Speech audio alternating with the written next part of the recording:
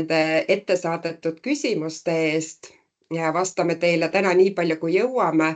Mida ei jõua või mis olid väga spetsiifilised, siis nendele saame ka kirjalikult vastata. Kui teil nüüd jutu käigus tekib küsimusi, mida me loodame, et tekib, siis palun kirjutage chatti või tõstke käsi, et kolleegid mul aitavad silma peal hoida küsimustel ja loodan, et nad aitavad ka siis vastata nendele. Infotundi registreerinutelt on tulnud küsimusi eelkõige taotlemise tingimuste, tähtaegade ja üldse muutuste kohta võrreldes esialgse määrusega. Ja seetõttu ma arvan, et kõige olulisem ikka kõigepealt ja annan siis esimeseks kohe sõna Tea Kairo-Batistale Regionaal- ja Põllumajandusministeeriumist. Palun, Tea, kas sa tahad ekraani jagada? Ma saan kohe lõpetada.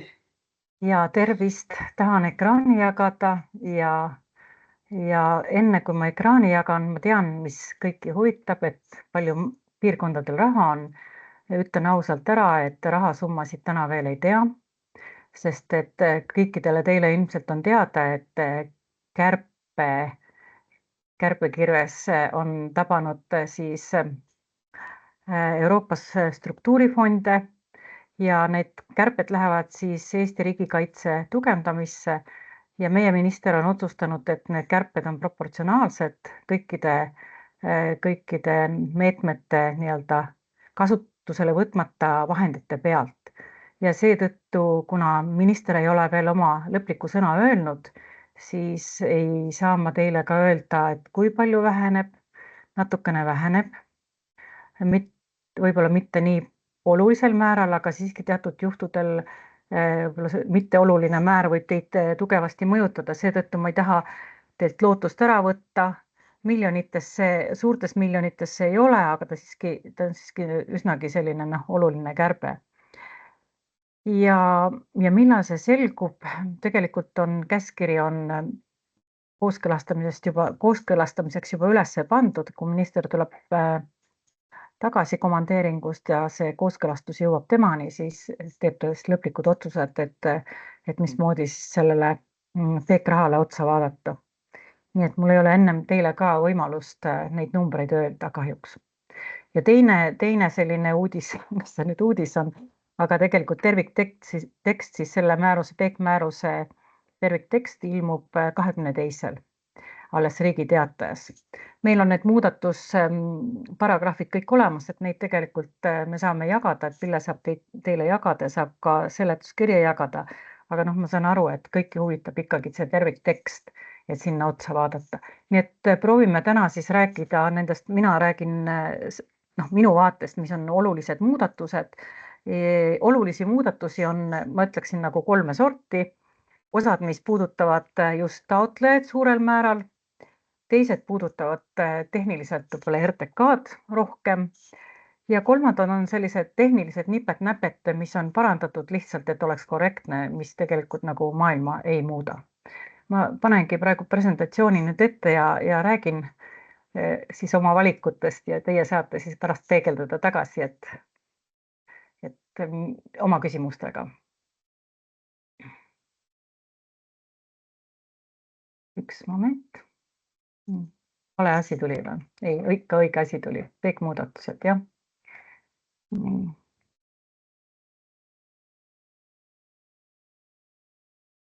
Nagu ma ütlesin, et mõned on olulised, mõned vähem olulisemad, aga kohendasime ka meetme eesmärki ja oodatavaid tulemuste sõnastust natukene, et võtsime välja sellise sõna nagu eelisarendatav ettevõtlusvaldkond, kuna maakonna arengustrateegiates sellist eelisarendatavat valdkonda ei ole välja toodud ja sõnastasime veidikene eesmärk ümber, et on lihtsalt ettevõtluskeskkonna projektid, kus on suhteline konkurentsieelis, kõige enam potentsiaali tõsta lisandväärtust töötaja kohta või suurem arenguvõime, soodustada kõrgema lisandväärtusega töökohtade loomist või arendada sihtrühma vajadusest lähtuvaid terviklikult läbimõeldud avalike teenuste võrgustikke. Siin on eesmärgis on alati ära toodud need kõige olulisemad rõhuasetused määruses, need tegevustele, mis siin saab teha ja siin ei ole teie jaoks ka midagi uudist.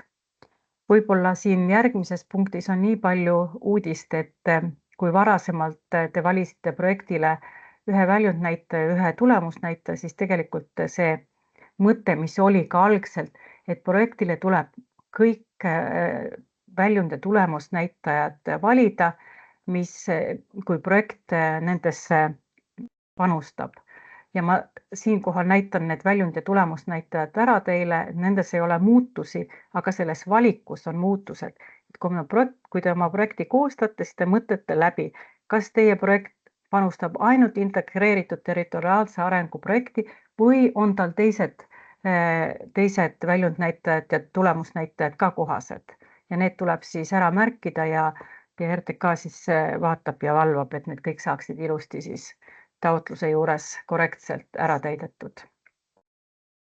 Ja nüüd siis need peamised muudatused, et on sõnastatud peamine muudatus, ma ütleksin, et kõige suurem muudatus on siis need arengulepped on toodud määrusesse ja see on poliitiline valik ja siin ei ole praegu mõtet vaielda, eks ju. Praegu on Lõuna-Eesti ja Kesk-Eesti regionaalne arengulepe tegemisel, nende nõukogud on kinnitamas või kinnitanud arengulepped ja mis see siis omakorda kaasa toob? Ta toob selle kaasa, et kui arenguleppe on nõukogu poolt kinnitatud, et seesama projekt, mis on siis arenguleppe tegevuskavas, see saab boonuspunkte, ega siin muid erinevusi ei ole ja need projektid siis on eeldatavasti kõik suurema piirkonna projektid ehk siis Lõuna-Eesti või Kesk-Eesti projektid, mis on siis selles piirkonnas otsustatud. Mis see boonuspunkt annab? See annab nii palju, et nendel projektidel on siis võimalus pingereas ettepoole tõusta ja nii lihtne see loogika siin ongi. Teine selline oluline muudatus või rõhuasetus on see, et MaRo kinnituskirja küsitakse arengustrateegia projektidele.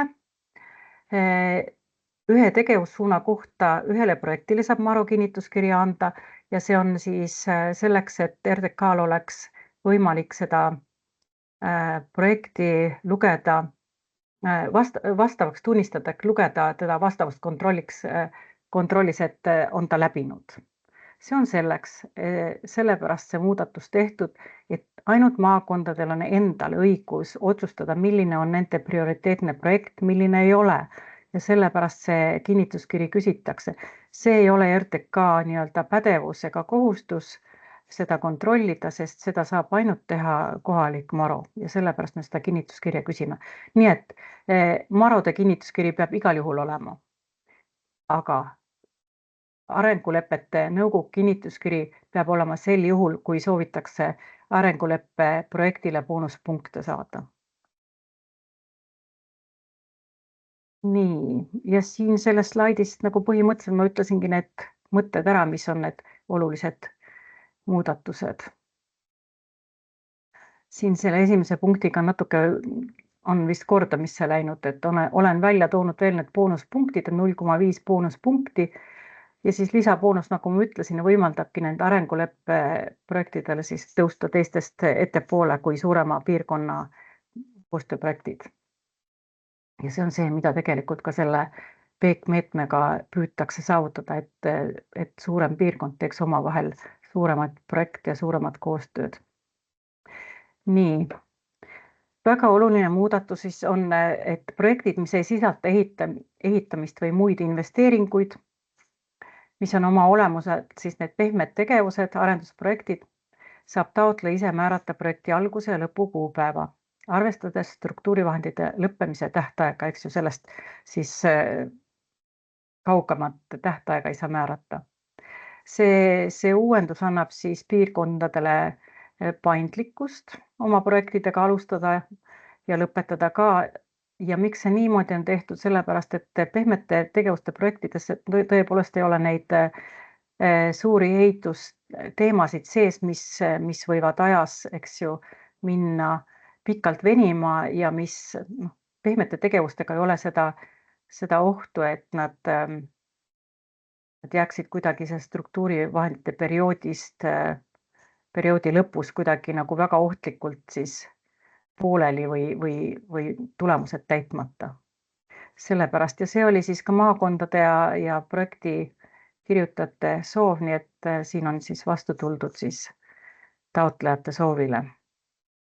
Ja teine koht, kus me otsisime võimalust, kuidas siis vastu tulla taotlejatele, oli need kaudsete kulude arvestamise teema, et investeeringute projektidelt kaudseid kulu siis tegelikult põhimõtteliselt neid ei olegi tarvis, et neid on rohkem ikkagi pehmetele projektidele tarvis, kus on inimeste tööga ja töölepingutega seotud tegevused.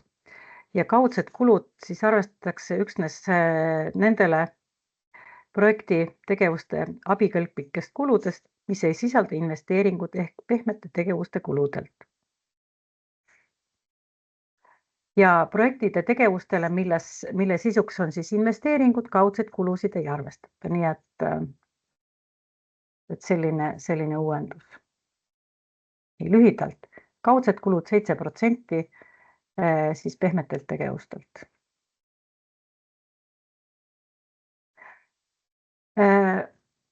Täpsustatakse veel seda olukorda ka, et sedasama MaRo tegevuskava, et MaRo annab arengustrateegia tegevuskava ühe tegevussuuna kohta vaid ühele projektile kinnituskirja. Et siin mitmes kohas jookseb see teema läbi, et kui on mitme maakonna ülene projekt, et siis millised MaRod neid kinnituskirju peavad andma ja kui palju neid kinnituskirju peab olema, et seletuskirjas on nüüd ka defineeritud, mis on mitme maakonna ülene projekt. Et seda siis mõistetakse koostööprojekti taotleja maakonna ja partneri maakonna vahel või maakondade vahel, silmas pidades, et nendes maakonnades koostööprojekti tegevuste mõjupiirkond ja sihtrühm ei ole väiksemad kui maakonna ulatus ning selle koostööprojekti eesmärk vastab meetme eesmärgile.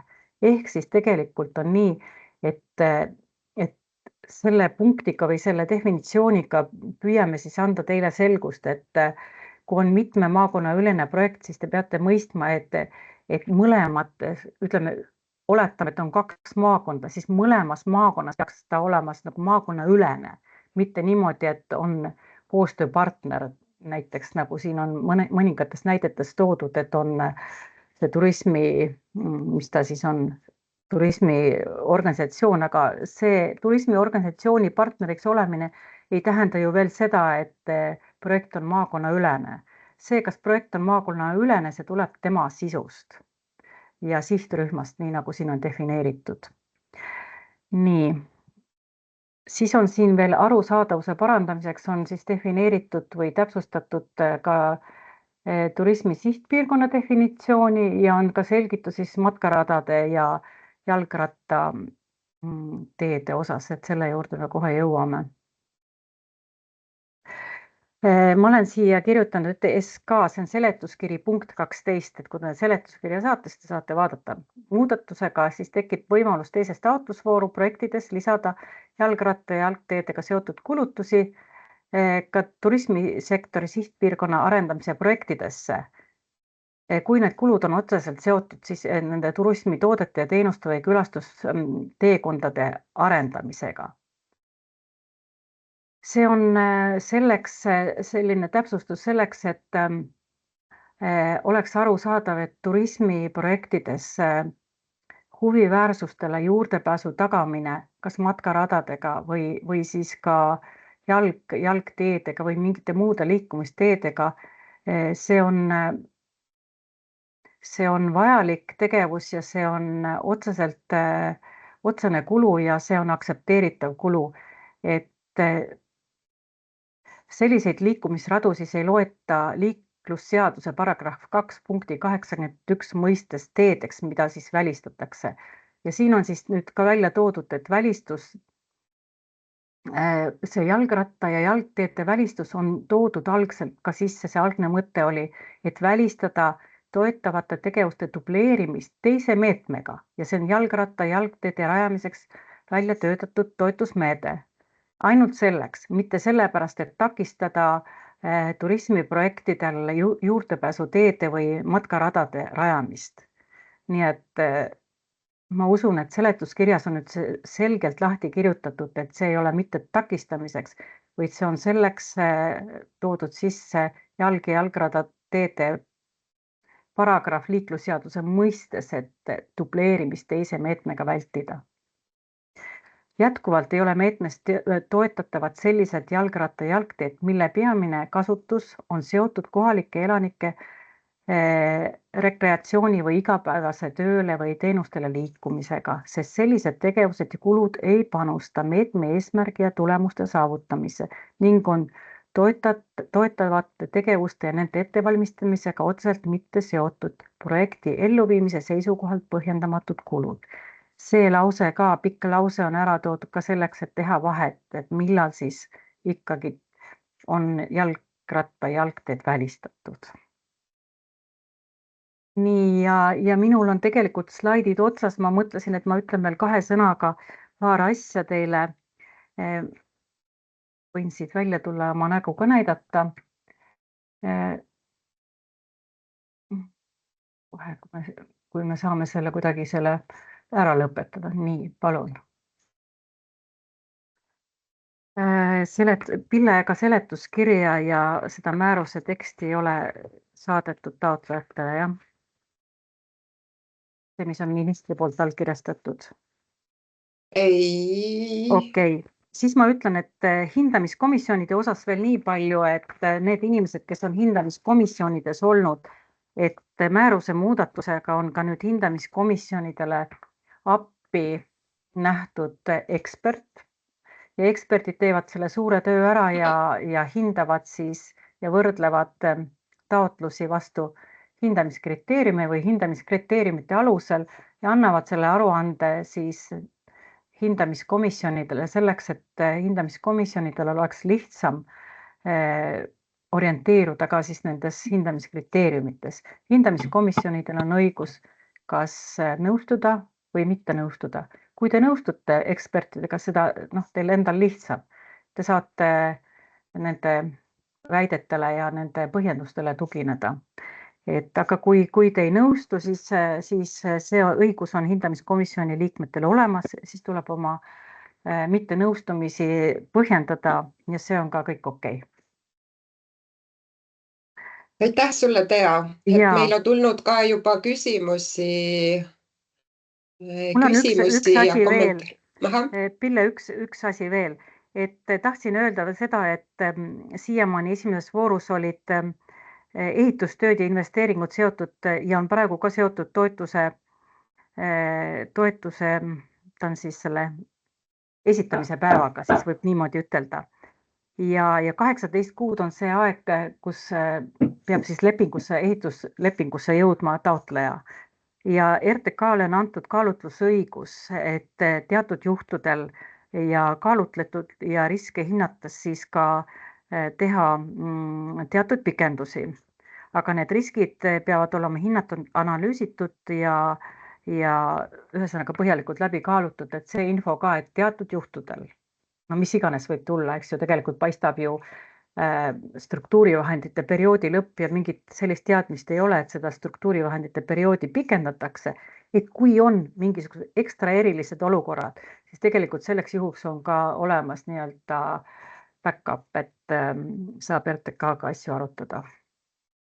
Nii, aga kui ma oskan, siis ma vastan küsimustele, et võib-olla ma paljudele asjadele ei oskagi vastata, mis puudutavad nagu tehnilist sellist korraldust. Kas keegi Kadi, kas sa näed chati, saad lugeda? Jaa. Esimene küsimus on, et investeering ei pruugi olla ju ehitus, vaid võib olla ka soetus, näiteks seadmed. Kas seadmete soetamisel investeeringuna samuti on projekti algus- ja lõppajad määratud või saab need ise määrata? Alguse ja lõppu saab ainult määrata pehmete tegevuste projektidel. Et nii nagu Lõuna-Eestis oli see 100% pehmete tegevuste projekt. Seal, kus on investeeringud sees, ehitused või investeeringud, vahet ei ole, kas on seadmete soetus, see on ikkagi investeering, et see jääb seotuks ikkagi toetuse taotluse esitamise päevaga, 18 kuud. nii, erand on ainult pehmetele tegevustele. Siis on järgmine küsimus. Kui ühes projektis on nii pehmed tegevused kui investeeringud, kas siis tähtaegade paindlikkus ja see vastati juba tegelikult ära? Ma vastasin ära, et tähtaegade paindlikkus on ainult 100% pehmetel projektidel. Selge, ja.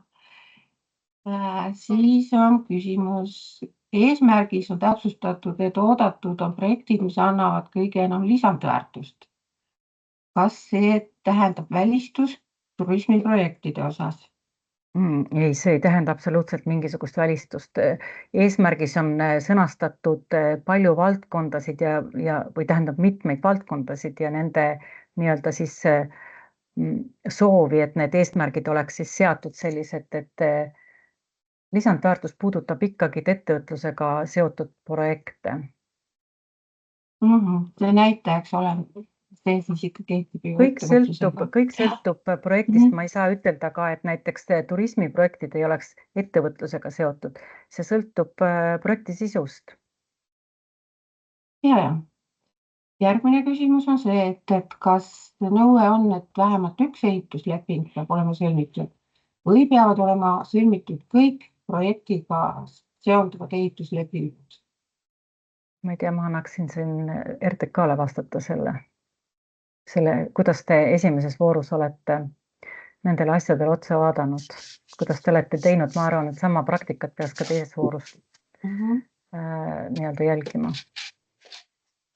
Pille, kas sa kommenteerid, vist on meil ju olnud niiviisi, et ikkagi esimene leping, kui on tehtud ja tegevused on läinud liikuma, et siis me oleme rahul. Mis me teeme? Kellelgi on mikker lahti, kes praegu just ettekannet ei tee veel. Aitäh. Et esimene leping peab olema sõlmitud, et vastavalt siis ehitusseadistikule, kas see on siis lammutamine või ehituse alustamine, et investeeringu esimene leping. Et siin oli meil olukordi, kus alles projekteeriti ja siis sellisel juhul, et jõuda tähtaega, siis panid taotlejad projekteerimise ja ehituse ühte nii-öelda hankesse kokku, et jõuda siis selle esimese ehituslepinguni õigeaegselt. Nii et selles mõttes see on nagu asi, mis väga survestab kohe alguses kiiresti projektide elluviimisega alustama.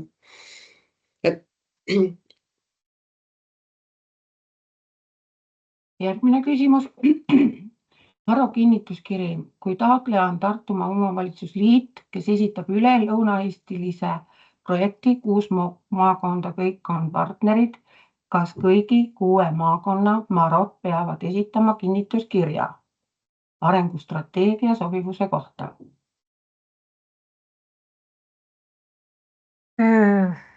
Mulle tundub, et ma vastasin selle küsimusega juba üsnagi hästi ära, et ei pea kõik esitama. Kui Tartu omavalitsusliit on juhtpartner, siis Tartu omavalitsusliit räägib oma partneritega läbi, et kelle tegevused on kõige suurema kaaluga või mahult kõige suuremad, et kui Tartu omavalitsusliit esitab, siis ma oletan, et Tartu on kõige suurema tegevuste mahuga selles projektis.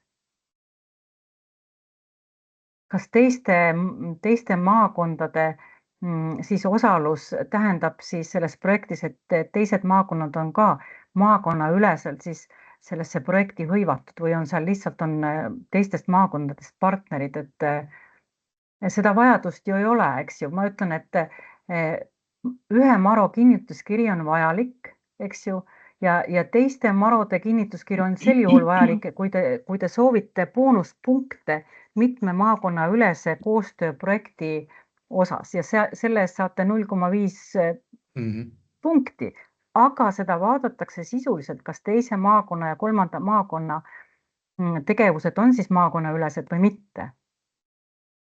No ma kohe küsin siit Tartumaa poole pealt, et siis me ikkagi peame ju need kinnituskirjad tegema, et saada neid lisapunkte. Ei ole sellist peame, ei ole peame.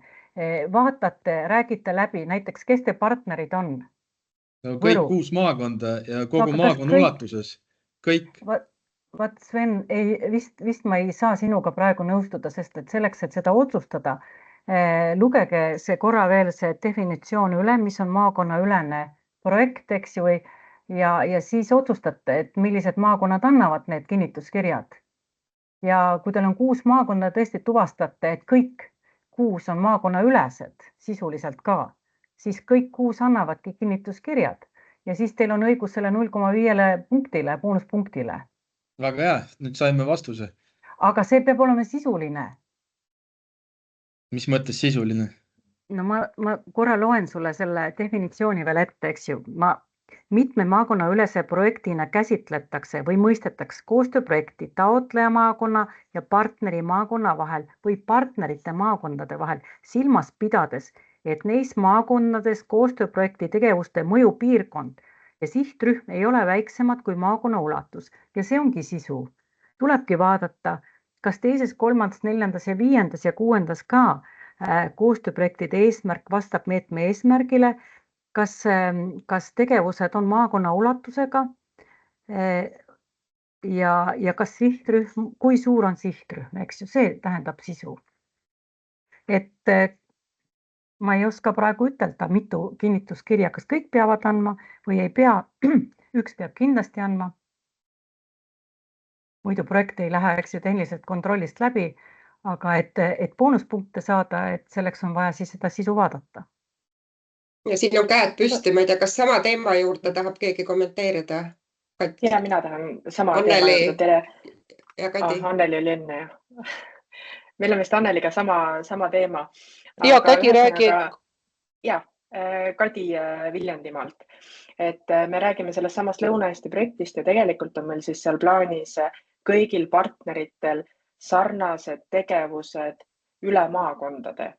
Et juhtpartneri tegevused on samasugused, nagu on partnerite tegevused. Ehk siis me kõik toimetame üle terve maakonna. See tähendab siis tegelikult seda, et me peaksime kõik võtma Marodest kinnituskirjad. Saan ma õigesti aru? Teil ei ole seda kohustust. Kui te soovite kõikide maakonna ülese projektiga taotleda boonuspunkte, siis on kõikide maakondade Marode kinnituskirjad on vajalikud. Mõistate? Ja, nüüd saime aru, jah?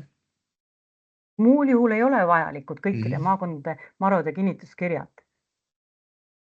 Ainult on ühele vaja, siis juhtpartner ehk Tartu annab selle kinnituskirja, et see tegevus on strateegia tegevuskavast prioriteetne, et tegevused on maakonna ülesed ja sihtrühm ei ole väiksem kui maakonna ulatus, eks ju.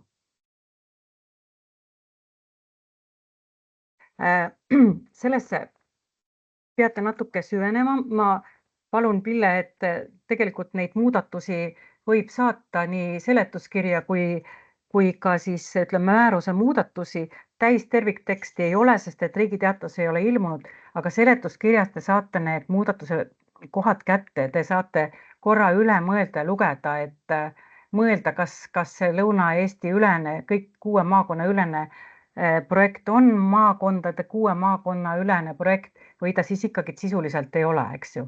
Ja kas te tahate sellega taotleda boonuspunkte või see ei ole nii väga oluline tegelikult? Veel üks käsi on, palun Anneli. Ja ma tahaksin lihtsalt Anneli Kate Valgamaa Arenguagentuuris, ma tahaksin lihtsalt kommenteerida, et selline kõikidelt partneritelt kinnituskirja nõudmine tegelikult takistab veidike või raskendab veidike koostööd, sellepärast et meil on päris mitmeid projekte ettevõtlusvaldkonnas üle Lõuna-Eesti ettevalmistamisel ja näiteks Valga maakonna arengustrateegia ei ole täna nii paljude tegevussuundadega kaetud, mis tähendab seda, et me peaksime, et saada boonuspunkte, et teha üle maakondlikke tegevusi, me peaksime nüüd oma arengustrateegia lahti võtma sellepärast, et neid punkte saada ja abikõlbulikuks osutuda. Siin, Anneli, on 2 erinevat asja. Siin on abikõlblikkus, õigemini see vastavuskontrolli läbimine, selleks on vajalik ühe maakonna kinnituskiri, veel kord, kõikide kinnituskirja ei ole selleks vaja. Ja boonuspunktid ei ole teile kohustuslikud. kui Valgas ei ole see tegevus maakonna arengustrateegia tegevuskavas niimoodi prioriteetsena ei tule välja, siis te ei saagi seda kinnituskirja anda, mis ei tähenda, et ei saa partnerit olla. Boonuspunktid on boonus, see ei ole kohustus, see ei ole valideerimise lävend. Need on kaks eri asja. Ma ei tea, kas ma vastasin ära, mulle tundub see nii kristallselt selge, aga teile tekitab vist segadust, et üks on, eks ju, üks kinnituskiri on selleks vajalik, et RTK teile nii-öelda templi peale lüüks, et te olete tehnilisest kontrollist läbi saanud. Teine boonuspunktide saamine ei ole kohustus. Kui teil ei ole seda sisu 6 maakonna peale, et ei ole kõigi 6 maakonna ülene, siis ei saa boonuspunkte. Te ei kvalifitseeru boonuspunktidele siis lihtsalt öeldes.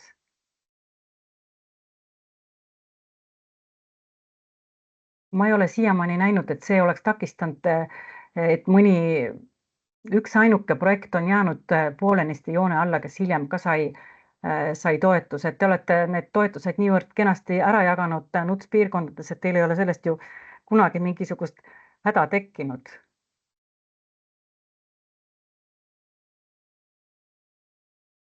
Nii, kas lähme järgmise küsimuse juurde, jah? Kas see sai selgeks või jäi ikka mingi arusaamatus? Ma küsin Anneli käest vastu. Jah, ma sain aru, et kui me boonuspunkte ei soovi, siis me ei pea andma kinnituskirja. Jah, just. Aga ma ei tea, sa paranda mind, et tehniliselt võttes on boonuspunktid juba nii-öelda kättesaadavad juhul, kui on taotlejale lisaks veel ühe partneri kinnituskiri. Eks ole? Ei ole, minu meelest küll ei ole. Kuidas te niimoodi tõlgendate? Ja siis on vähemalt on ju mitme maakonna ülene, kui on juba 2 maakonna kinnitanud, et see on nende maakondade ülene. No see on nüüd küll see koht, kus me peame veidikene vaidlema, et kui on 6 maakonda ühes projektis, kas siis 2 on mitme maakonna ülene? Ma ei tahaks kuidagi nõustuda.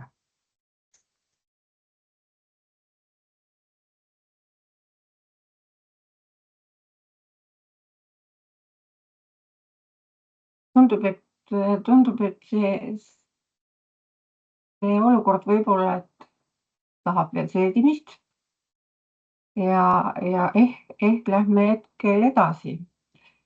Küsimus puudutab siis maaomandit. Meie projektis rajatakse ettevõtlusalale 2 uut tänavat, mis hakkavad asuma erakinnistutel. Kinnistu omanikega on sõlmitud isikliku kasutuse õiguse lepingud, ma saan aru. Küsimus, kas toetuse saamiseks piisab, et tee on eraomandis, aga avalikus kasutuses vastavalt tähtajatule isikliku kasutuse õiguslepingule või peavad eramaade omanikud andma maa-aluse maa üle omandisse, valla omandisse. Ja järg on ka veel. Meie projektis katavad oma finantseeringu täiel määral eraettevõtted. Ja vald on partner. Oma finantseeringusse panustavad eraettevõtjad peavad siis ka olema projekti partnerid. Et siin tekib kohe küsimus, kes on siis taotleja? Aivar. Jaa, on mind kuulda, jah? Jah. Et see on tegelikult, ma ei tea, kas Rapla inimesed on ka siin, aga see läheb ikkagi Rapla arendus- ja ettevõtluskeskuse kaudu esitatava suure projekti sisse. Okei. Ja kas need isikliku kasutuse õiguse lepingud, kas need on siis notariaalsed? Jah, kindlasti. Siis, Pille, kas sa võtad vastuvoisi ema peale või? Vasta, Kadi. No, tegelikult on ju niiviisi, et nii see isikliku kasutusõiguse leping siis nagu toetuse saaja kasuks ilmselt siis, jah? Jah. On siis, see katab samamoodi ära selle nõude, et ei tehtaks investeeringuid siis eraomandisse, samamoodi nagu oleks siis maa valla omandisse andmine või siis valla, nojah, kui vald ei ole taotleja, siis nagu võib-olla see ei peakski olema valla omandisse, et põhiline on see, et isikliku kasutuse õiguse leping, kui on olemas, siis see sobib, aga nüüd jah, tuleb selgeks teha, et kelle kasuks see kasutusõiguse leping tuleb teha. Jah, et meie oma tarkuses teeks ta valla kasuks, et meil on ju ka neid olukordi, kus me näiteks rajame mingit ÜVK-d, eks ju, mingid torusid, kus see kõigepealt on eramaal, arendaja arendab selle välja ja hiljem siis annab vastavalt üle selle, kas siis vallale või annab hoopis valla näiteks veeettevõttele üle, eks ju, selle osa seal torude all olevast maast, et see on ka teine üks võimalik lähenemine ka selle teedeprojekti puhul. Jah, ta oleks nagu väga loogiline, et oleks nagu valla poolt see teema kaetud ja koordineeritud, et kui nüüd juriidika astub siia vahele, siis võib-olla, et me peaksime selle küsimuse veel täiendavalt vastama, aga Kertu, meie talituse juht Kertu Sepp, palun.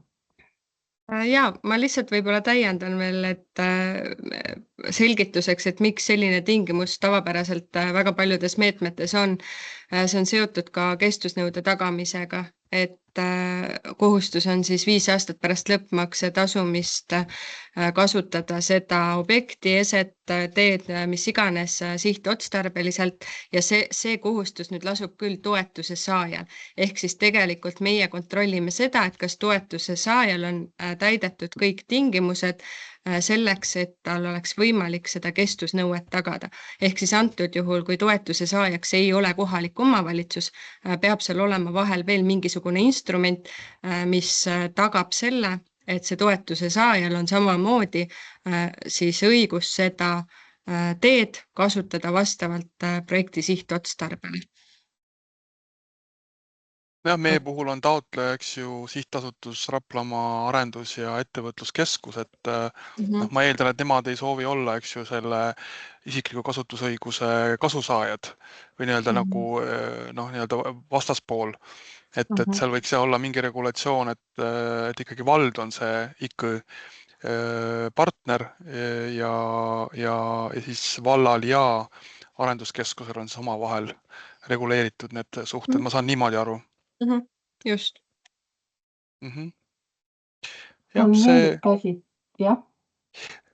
siis mina küsin see teise küsimuse ka, et see on suhteliselt lihtne, eks ju, et need samad eraettevõtjad, eks ju, kes meil siis seda oma finantseeringut katavad, on siis partnerid, eks ju, projektis. Jah. Minult on siis kõik praegu, jah. Partner on ikkagi nüüd see isik, organisatsioon, kes panustab siis nii rahaliselt kui tegevusega. Et kui ta panustab ainult rahaliselt, siis ta on rahastaja pigem. Okei, no see on juba uus info minu jaoks, jah, et siis ta ei ole, ise oleme partner ikkagi meie vallana, sest me oleme see nii-öelda sisulise töö tegijad ja partnerid siis taotlejale ehk RAEK-ile ja rahastajate staatuses on siis need circa 10 eraettevõtet. Väike moment tuleb siia juurde, et kui vald ei panusta jällegi rahaga, et kas ta siis on ikkagi partner? Kas tohib protseduuriline küsimus? Korra kõik trügin ees nimekirjast ette. Palun? Ja, et ma väga loodan, et RTK-l on plaanis mingid eelnõustamised või midagi, et kui me hakkame täna siin sellel koosolekul nüüd iga üksiku projekti nagu detaile arutama ja vastama, siis meil läheb päev loo enne kui me kuhugi jõuame, et äkki me jääks täna selliste üldisemate küsimuste juurde ja kui Pille lubab projekte eraldi nagu eelnõustada, siis me saame sealt äkki vastused. Aitäh!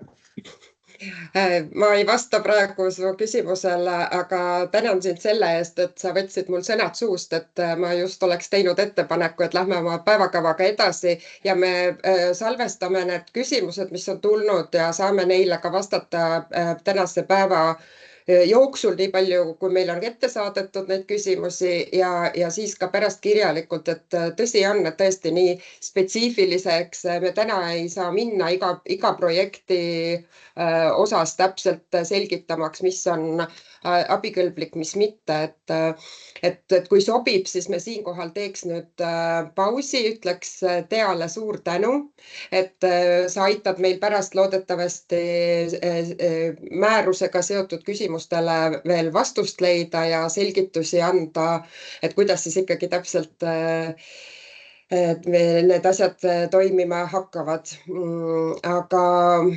Aga läheks nüüd siinkohal edasi ja võtaks jutujärje üle siis